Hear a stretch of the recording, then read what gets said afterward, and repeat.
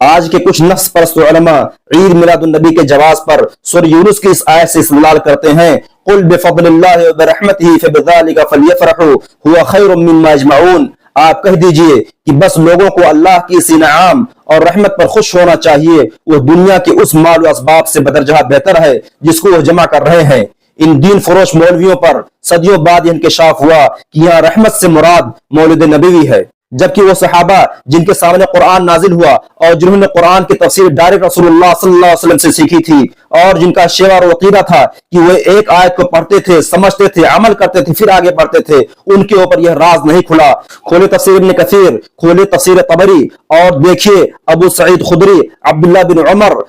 مجاہد، قتادہ اور بڑے جلیل القدر ائمہ کا بیان ہے کہ فضل اور رحمت سے مراد ایمان اور قرآن ہے۔ خود بدلتے ہیں، قرآن کو بدل دیتے ہیں، وہ یہ کس درجہ فقیہان حرم بے توفیق۔